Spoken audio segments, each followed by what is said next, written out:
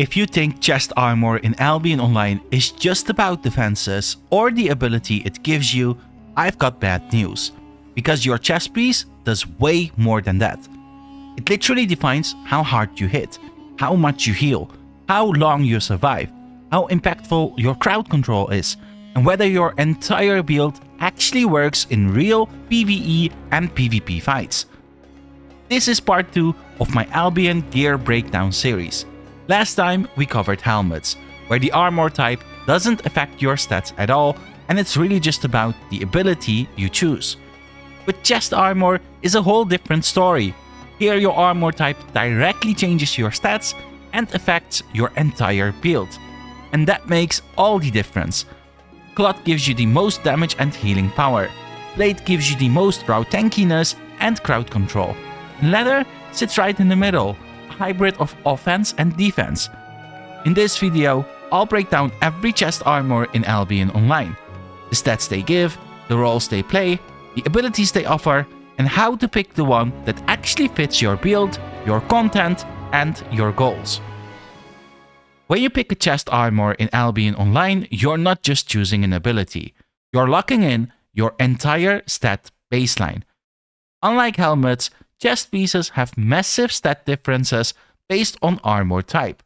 These affect everything: your damage, your healing, your defenses, energy sustain, and even how long your crowd control lasts. Let's break it down. Cloth armor gives you the highest offensive bonuses, with up to an additional 50% to damage and healing. Its passives push that even further by increasing those stats, speeding up your casts, or reducing energy costs. But defensively, it's the squishiest. You get the lowest armor, the lowest magic resist, and minimal crowd control resistances. Plate armor is the opposite. It's all about durability.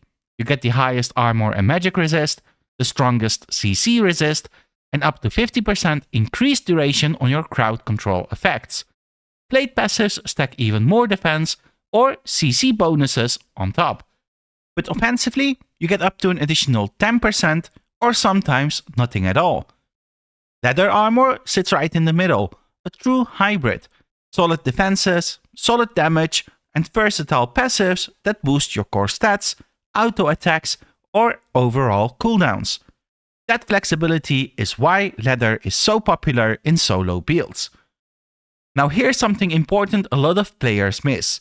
Even within the same armor type, like two different cloth robes, the stats can vary. Some robes give you more raw damage and healing, while others trade a bit of that for extra defenses. But your specific armor choice, with its unique ability, fine-tunes how your build actually plays. So before we even get into specific chest pieces, just remember, your armor type sets your baseline, and it's one of the biggest factors in whether your build actually works for the content you're doing. Now that you understand how armor type and your specific armor affects your stats, let's talk about what your armor actually does. Just like helmets, every chest armor in Albion comes with 3 active abilities that you can freely swap between outside of combat. And these aren't just throwaway skills. They are all viable, have real use cases, and can completely change how your build plays. Choosing the right ability for the right situation can be the difference between winning or losing a PvP fight, or having just enough sustain to push through tough PvE content. Here's the key thing to know. You're not just choosing between cloth, leather, or plate armor. You're choosing the actual role of your setup, whether that's burst damage, mitigation, healing boosts, energy sustain, cooldown resets, or simply buying enough time to win a fight. So from here on, we're going to go through every single chest armor in the game, and I'll walk you through what each one does, when it's worth using, and what kind of builds or content it tends to shine in.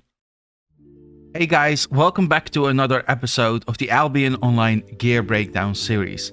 Last time we covered all the cloth robes in the game. This time, it's all about the leather jackets. These jackets make for a solid balance between offense and defense and come with various abilities that can be split into 4 categories, which are Lifesteal, Invisibility, AoE damage, and various buffs, which sometimes only affect you and other times your entire team. Up next, we'll cover all the plate armors to wrap up the chest pieces, followed by all the different boots in Albion Online. So if you don't want to miss out on those, make sure to subscribe if you haven't yet. Also, you're more than welcome to join our community Discord server, where you'll be notified of new uploads, can participate in giveaways such as premium codes, and overall makes for a social hub where like-minded players can learn and connect. Let's move on to all the leather armors within the game. Let's start with our first category of leather jackets in Albion Online, the Lifesteal category. Within this category, we have the Mercenary jacket and we have the Hellion jacket. Starting with the Mercenary jacket, we're looking at an armor that's one of the best picks, probably the single best pick you can take as a beginner in Albion Online. Because it's leather, it makes for balanced offense and defensive stats, meaning you won't be too squishy and you will have enough DPS to clear various content. Now what makes this armor a top pick on top of that is its unique ability, Bloodlust. Whenever you activate this buff, which looks like this, you get a red aura around you, you will regain health on every ability and auto attack you do. This buff is active for 6 seconds, and within those 6 seconds, you can apply the health regen up to 7 times. So if you have a very fast weapon that can spam abilities or do fast auto attacks, you can literally restore a ton of health within a couple seconds. Therefore, the Mercenary jacket is a very strong pick in both PvE and PvP content. Now, since it is an ability that only affects you, it's primarily used whenever going about solo adventures.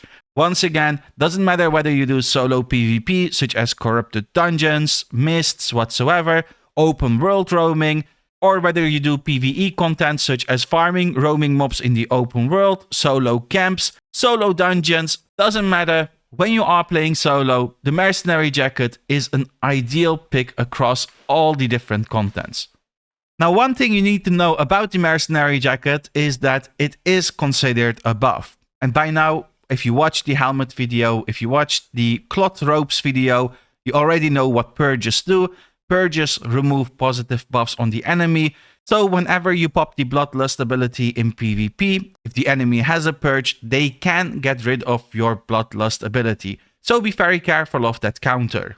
Outside of that, I don't recommend you take the Mercenary jacket in any form of group content because it is a very selfish type of ability. However, if you are roaming the open world with one buddy or two and you don't have a healer in your group and you wish to have some sustain, in such cases, the Mercenary jacket is an ideal pick as well.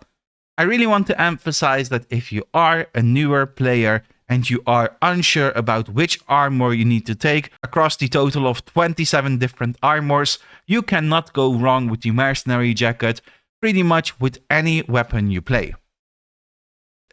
Then we have the second leather jacket in the Lifesteal category, which is the Hellion jacket. The Hellion jacket is like the big brother of the Mercenary jacket.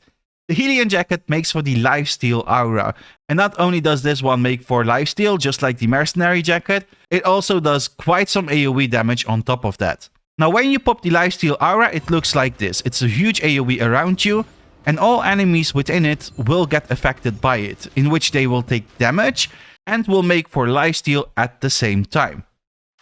Just like the Mercenary jacket, the Lifesteal aura is a buff, so it is vulnerable against purges as well, so be very careful with that.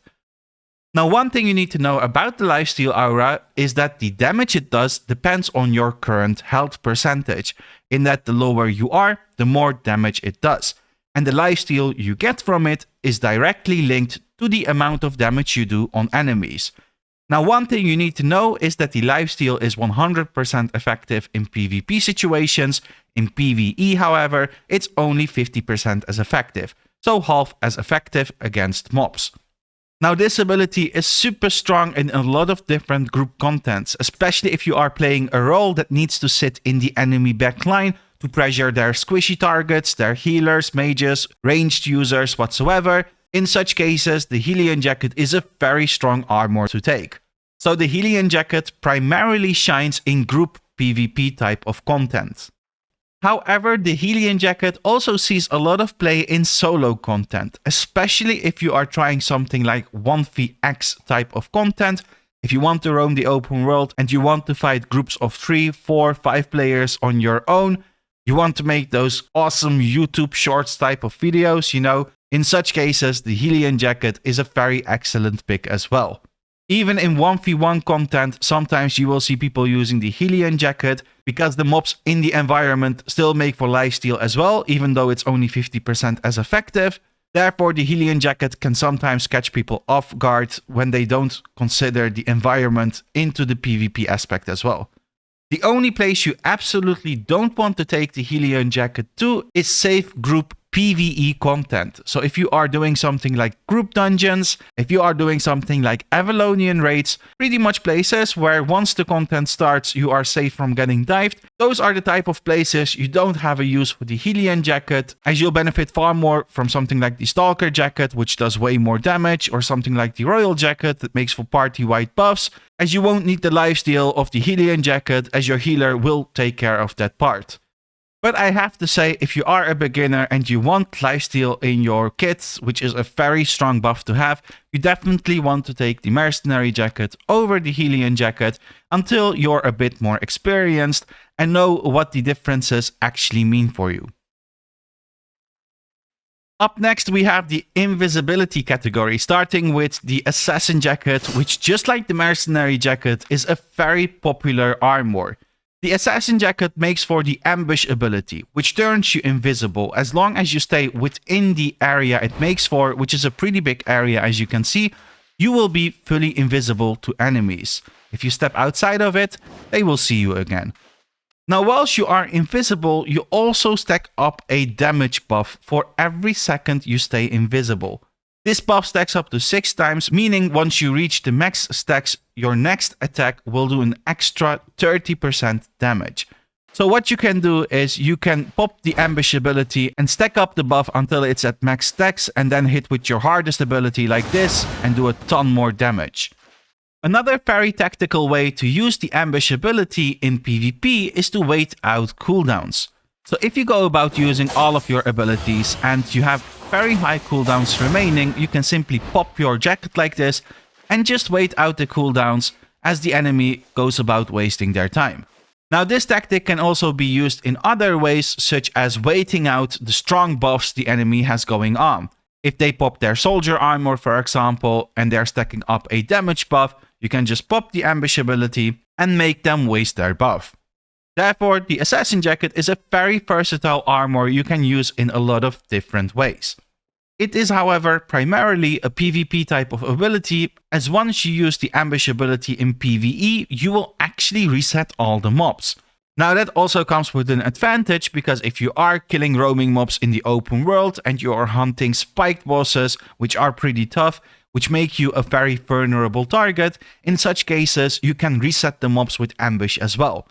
Therefore, the Assassin jacket is definitely an armor you can take with you on your solo roam adventures, whether you want to catch people off guard with the Ambush as an invisibility tool, or whether you want it as an extra layer of safety when you go about doing your PvE content.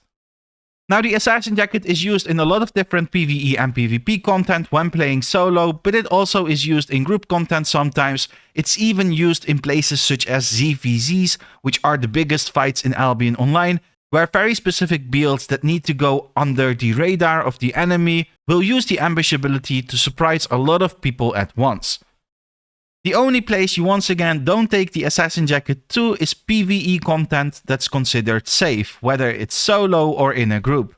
The Ambush ability just does nothing for you or your group in such scenarios. Also, if you are transporting stuff through dangerous zones, the more invisibilities you have, the better it is for you. Therefore, the Assassin jacket with its Ambush ability is used by a lot of transporters as well. Then we have the Mistwalker jacket, which is the second leather jacket in the invisibility buff type of category.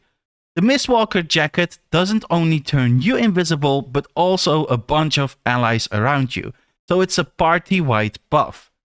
Now, when you use the Mist Cloud, you become immune to all effects, and it looks like this. It's a pretty cool ability.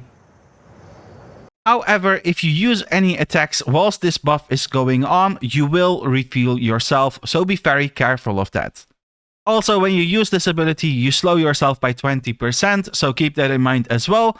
As for where the Mistwalker jacket is used, it's definitely an item you only use in PvP type of content. It doesn't have any use in PvE whatsoever, and it sees use in solo PvP all the way to the biggest ZvZ fights in Albion Online. Now, there is one big advantage the Mistwalker jacket has over the Assassin jacket, which I just realized as I was covering the Mistwalker jacket, which is that the Mistwalker jacket's ability is not countered by the Stalker hood, whereas the Assassin jacket is. So whenever you pop the Assassin jacket's ambush and an enemy uses the Stalker hood, which is a helmet that reveals all invisible enemies around you, they will regain sight over you instantly. So that's another counterplay against the Assassin jacket, which you should absolutely be informed about. And if you want to learn more about the Stalker hood, I highly recommend you check out the helmet video, which I covered before. But with the Mistwalker jacket, even if they have a Stalker hood, you will remain invisible. So the Mistwalker jacket in its mechanics is a bit more complex than the Assassin jacket, and it has way more advantages in that it's party-wide, it cannot be countered as easily. However, it does also come with the fact it has a way higher cost. So if you are a newer player and you want an invisibility in your build, you definitely want to go with the Assassin jacket. But once you are a bit more experienced, once you have your economy going, the Mistwalker jacket is definitely a top tier pick you can use across a lot of different PvP content. Then we have our next category of leather jackets, which make for AoE damage, starting with the Stalker jacket. The Stalker jacket has the electric field ability, and I'm just assuming we're not going to be talking about this armor too much because it's really straightforward in that it simply makes for a buff that makes for AoE damage around you. A lot of AoE damage. It looks like this, it's an electric field around you, and anyone that gets in contact with it will receive a lot of damage for the duration of the electric field ability. Honestly, if you want a balanced armor in offense and defense and you just want a lot more AoE damage through your armor, the electric field is an excellent pick for both PvE and PvP content. It can be used in a lot of different PvE and PvP content, all the way from solo to bigger group fights.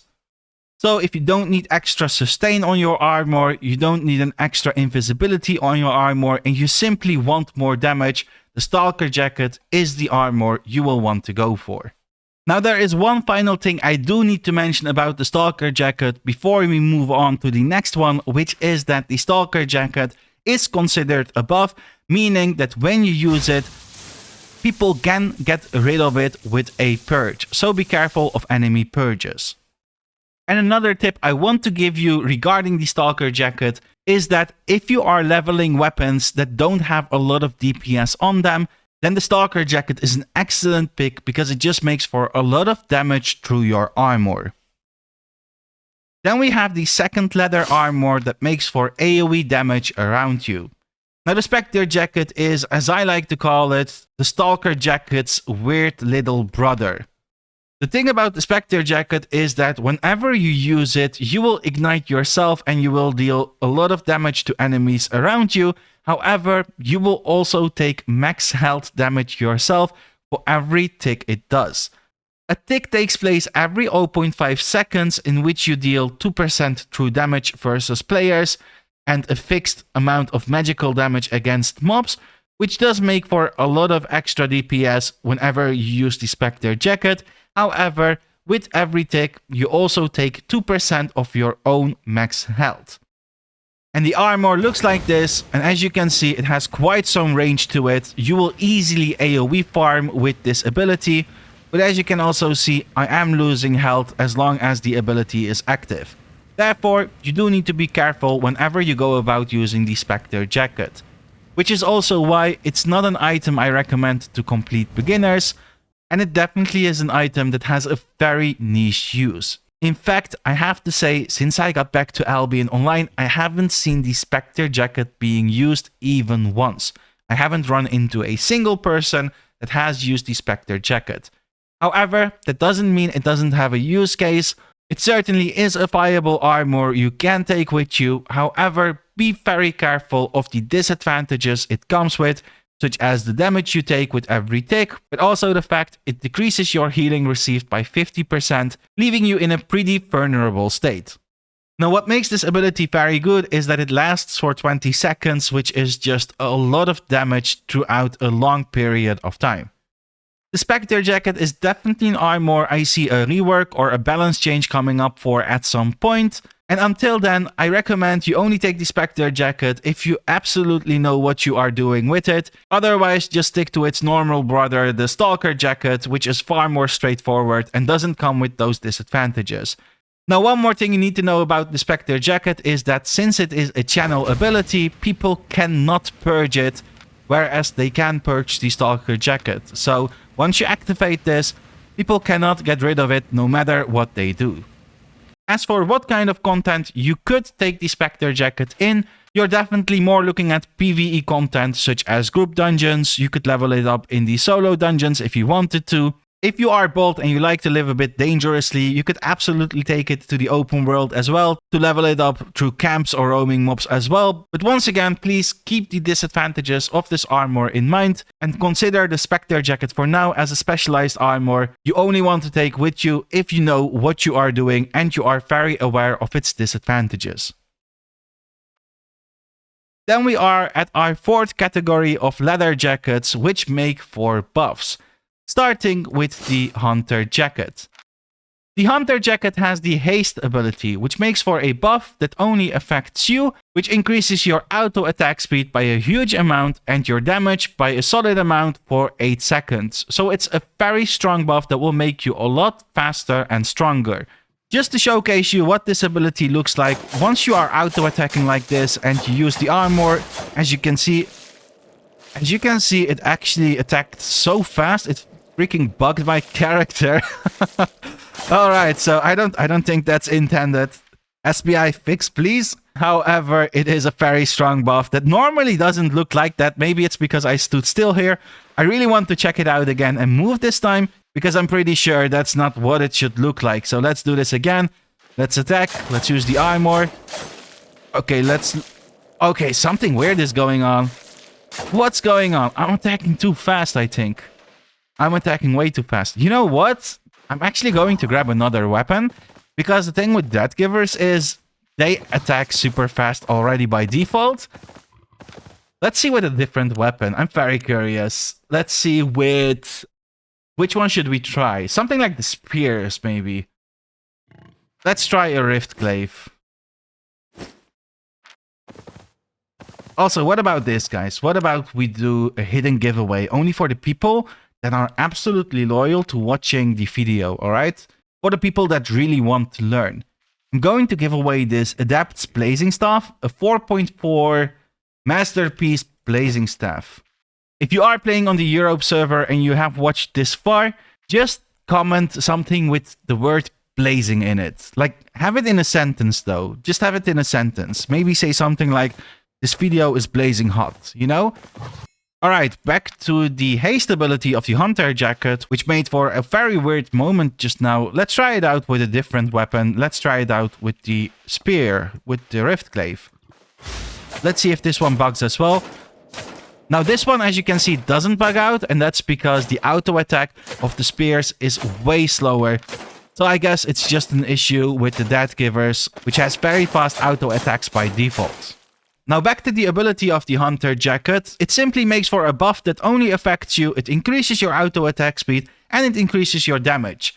Therefore, if you are playing a weapon, if you are playing a build that can utilize the auto attack speed buff especially, then the Hunter jacket is an excellent pick. However, I will say, although these buffs sound very nice on paper, the Hunter jacket is typically used with certain weapons and builds only.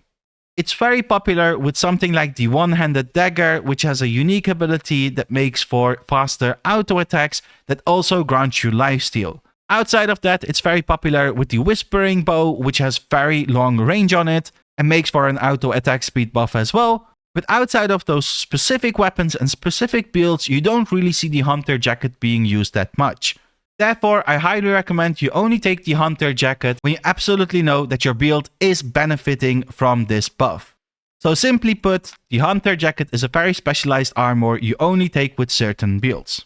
Now, as for its use case within those builds, it's typically seen in solo and duo content where your goal is to burst someone down real fast. This also makes it very good for ganking if you are playing the Whispering Bow, as you will be able to dismount people from afar and real fast. As for PvE, if you are leveling weapons that get a lot of their DPS through auto attacks, then it's a very strong pick as well, especially when you want to burst down bosses. Now, if you do take it for PvP, keep in mind it is a buff, so it can be purged, which is a counterplay against it. Then we have our second leather jacket that makes for a buff. We have the Jacket of Tenacity.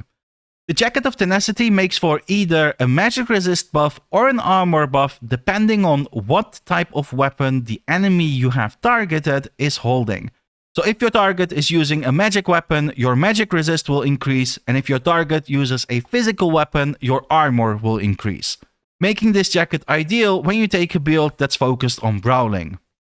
Aside from the defensive buff, you also get a tiny boost to your damage as long as the buff lasts. Now, once again, since this is a buff, it can be purged as well, so keep that in mind whenever you use the Jacket of Tenacity in PvP. As for what kind of PvP it's used in solo, duo, all the way to the biggest ZVZ fights. So the Jacket of Tenacity is an armor you can use across a lot of different PvP content. As for PvE content, you don't really want to take the Jacket of Tenacity to that, because although it makes for a buff that increases your defenses and your damage against mobs as well, it's just a very minor buff compared to something like the Stalker Jacket, which does a lot more DPS.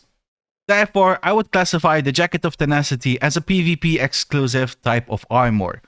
As for what the Jacket of Tenacity looks like and how you use it, you simply need to have a target selected, and once you use the ability, you will proc the buff like this. So to summarize things for the Jacket of Tenacity, it is a PvP focused item. It definitely is something you don't want to use in PvE. And when it comes to PvP, it's just a very specialized type of armor, so it's not going to be your go-to pick whenever you go about doing PvP content. But outside of that, it is used across a lot of different content, starting from 1v1.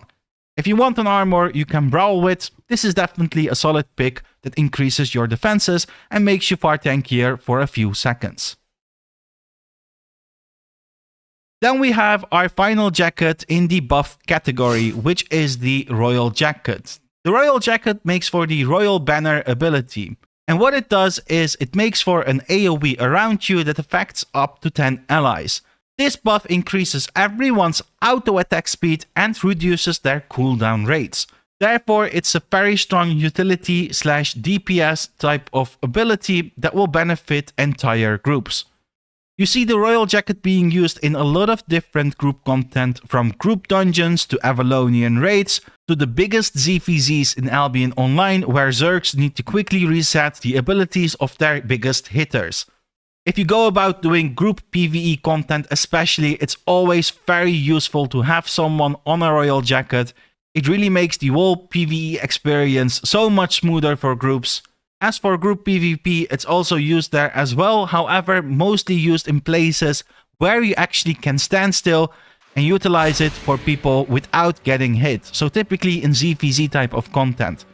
In group PvP, where things move fast, you typically do not see the Royal Jacket because you need to stack up, and that's very dangerous to do. You simply don't want to stack up because you don't want multiple of your allies to get hit at once. As for the Royal Jacket's use in solo content, sometimes you'll see Mists builds or Corrupted Dungeon builds which utilize the Royal Jacket as well, depending on what the current meta is. But in general, the Royal Jacket really shines in group PvE content. So if you want a party-wide buff that makes for resets, you definitely want to have the Royal Jacket as your armor. Then there is one more ability I actually forgot to mention, which is Inferno Shield. Inferno Shield is the Leather Jacket Armor 3 Line's unique ability.